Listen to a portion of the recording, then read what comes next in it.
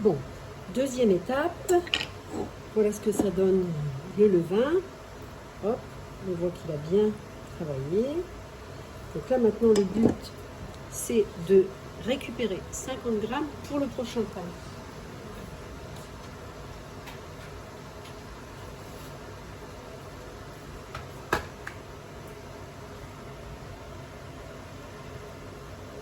Donc on va peser 50 grammes.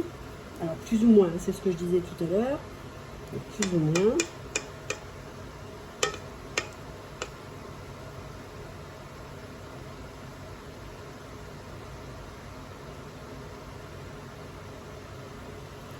On a 53, 59. Donc on va mettre ça de côté. Et maintenant, on va prendre.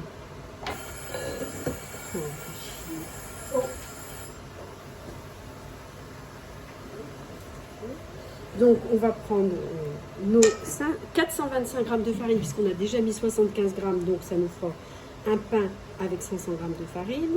Donc on met ça dans notre cul de poule.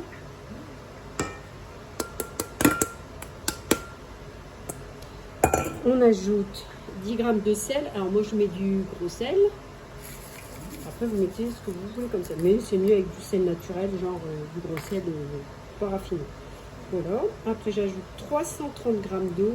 Alors dans la recette initiale, il mettait 300 grammes. Mais moi je trouvais que la pâte n'était pas assez souple. Donc j'ai fait après avec 330 grammes. Voilà. Donc là, on va mélanger tranquillement. Pas de pétrissage vraiment, on mélange. Pour obtenir un mélange homogène, on racle bien les bords.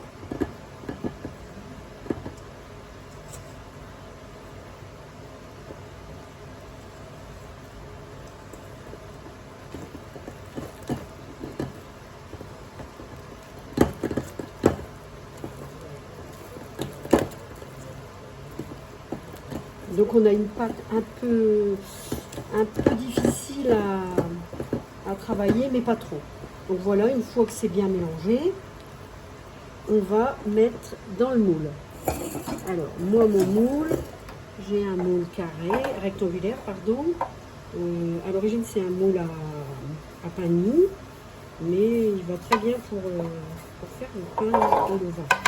Voilà, alors moi j'ai mis un petit peu d'huile d'olive que je badigeonne partout avec mon pinceau.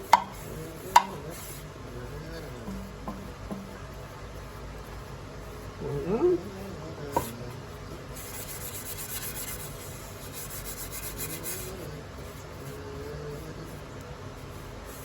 Voilà. Comme ça, bien partout. Hop. Et après, on va mettre notre pâte dans le moule. Voilà. Alors, moi, je fais avec une corne à pâtisserie parce que j'ai ça. Mais vous pouvez faire avec votre spatule. Il n'y a pas de problème. Hop. Alors, on va mettre ça là-dedans. On récupérera juste après. Donc, on racle bien les bords avec la corne à pâtisserie. Voilà. Hop. Et maintenant, on va mettre dans le moule.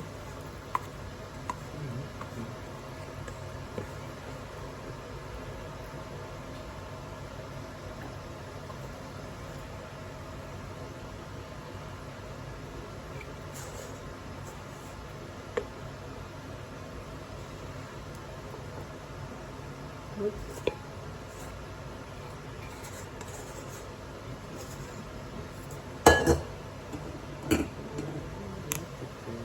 On racle bien ce qu'il y a sur la corne. On racle ce qu'on n'a pas raclé tout à l'heure dans la cuillère en bois. Alors par contre, c'est toujours mieux de mélanger avec une cuillère en bois. Hein, c'est plus sain. Alors, moi, je l'ai fait pour nettoyer bien la cuillère avec une spatule en silicone. Mais toujours mieux avec une cuillère en bois. Voilà. Et maintenant, c'est pratiquement prêt. Je vais juste chercher ma petite sile-pâte qui va juste dessus pour le couvrir.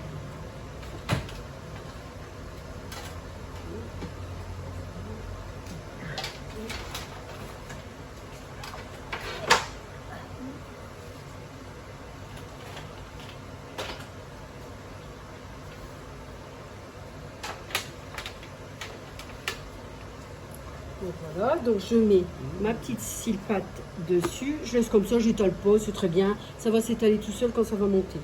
Donc et maintenant, bon là j'ai autre chose dans le four, sinon pareil, je le fais chauffer à 40 degrés et je l'éteins et après ça monte comme ça pousse bien. Donc plus vous aurez un endroit plutôt chaud, mais par contre pas plus de 40 parce qu'après je garantis de rien.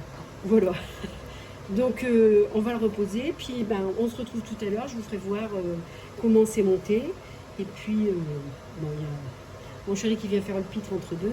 Je vous ferai voir comment c'est monté. Et puis donc, ce que j'ai mis tout à l'heure dans les 50 grammes que j'ai mis tout à l'heure, je les ferme et je les mets au frigo. Voilà. Rendez-vous tout à l'heure.